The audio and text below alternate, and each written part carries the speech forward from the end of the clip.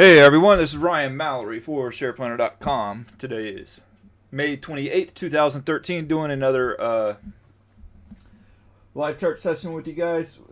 We've added two new positions today. The market has done nothing but go down until the last 20-25 minutes or so in this market. Since 10 a.m. though, the market has just been going lower and lower and lower. When we pull up this 30-minute, or actually let's look at the 5-minute chart here, you can just see that this thing has just perpetually gone down. We pushed way above the R3, the resistance level on the pivot points. So it's hard for the market to sustain that kind of momentum, which scared me a little bit early on. And I guess those fears that I did have were warranted, because since then we have pushed gradually lower and lower and lower throughout the day. Now we're still at the R2 level here. We bounced off the R1, but we've got a little bit of a base going. So going into this last hour of trade, I want to see whether or not we can actually push higher and maybe get back up to maybe 1664, somewhere between that 1664 and 1668 range. I think, especially when you look at the market action from last week, we had 3 straight days of selling. It's only the second time we've seen that in the S&P. First time we've seen that in the Dow all this year so far. We got that last week. But if you notice on the S&P, both days resulted in some dip buying heading into the close that paired the losses for the day. So it was evident that the bulls were still alive and well, despite the fact we were pushing lower.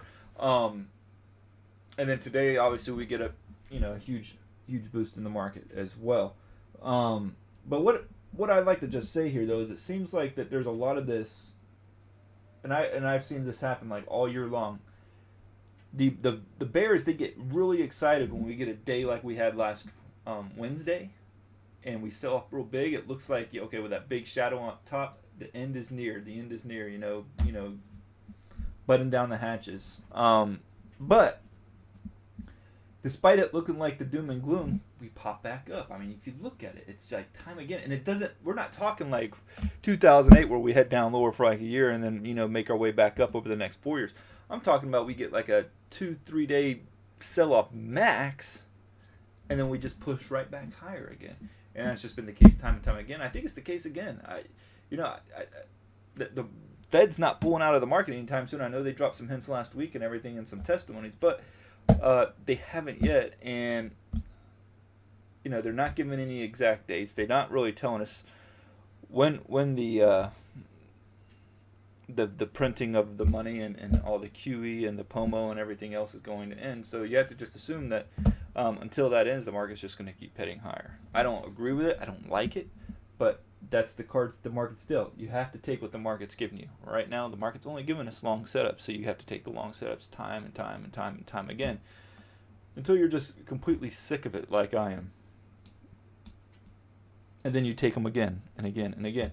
There'll be a time where the shorts are rejuvenated and have a valid reason for shorting this market. Unless you're day trading, there's not a reason for doing it on a swing trading basis. Countless millions have been lost on these folks that keep trying to buy TVIX and UVXY and doubling and tripling down because they think eventually they'll be proved right, only to realize that they're still wrong. All right, so I've added HUM today to the portfolio. I like this setup a lot. You have this. Let me get rid of these Bollinger Bands too.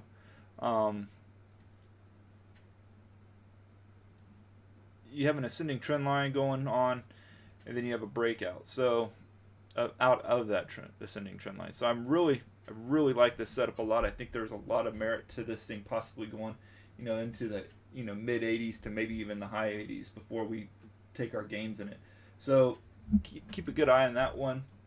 We're already in it from this morning. The other one is Amazon. And when I say we, I'm not talking like there's a big research firm or something like that for SharePlanner that looks up all this stuff. When I'm saying we, I'm talking about me. But the chat room as well, our premium subscriber base. So there's a lot of following into the trades like on Amazon, HUM, and stuff like that. So when I say we, I'm talking about the subscriber base as well. AMZN. I've been watching this one all day. I actually found this off of a simple FinViz stock screen that I use, and FinViz is really good for creating stock screens because they do a little bit of technical analysis, and then once you get the screen results, you just show it in chart form.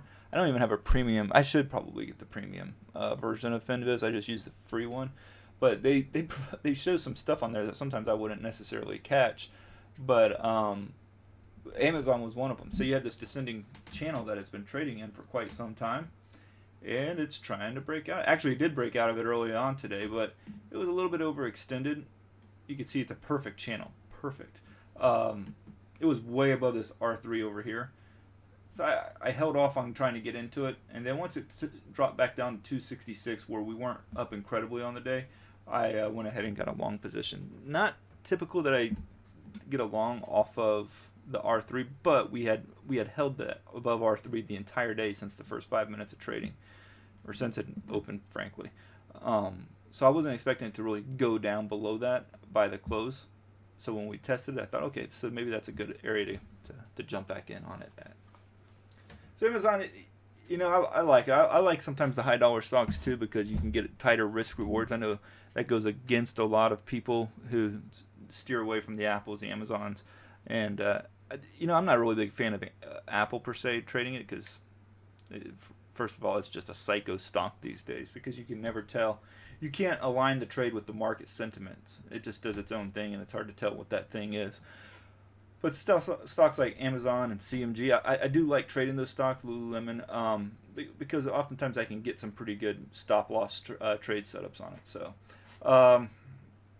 be careful of this market. I can't stress enough how tempting it can be when you see days on the S&P where we get those sell-offs to want to be contrarian and short the market because you want to get as much of the sell-off. You want to get the sell-off as soon as it happens. But profitable trading, it's not so much that you try to time the beginning of the trade and get out at the very end. You're trying to get the gist of the trade. You're trying to get the beef, the middle part. If you look at it like a steak, the best part of the steak is the middle of it, man. That's it's got the juices flowing. It's as tender as it can be. The outside edges oftentimes, are seared and burned, and sometimes not as a little more grizzly. Oftentimes you got the fat and all that on the sides, particularly like with a New York strip. I think the New York strips oftentimes have the fat on the outside of the steaks, and that's oftentimes how trading works too. Is where you get like the really good part of the trade. What you really want to aim for is that middle part of the trade, that the tender part. Everybody else is going to try to get into the markets when there's a top or a bottom, but steer away from that. That's not what I'm trying to do. I'll never try to do that. And but the people who are trying to do that all the time these big time market tops, big time market bottoms, and saying that the end is near, or the bull is rising again. Those folks, they have a huge issue with either pride, or they have a huge issue with pride / ego, or their need for greed.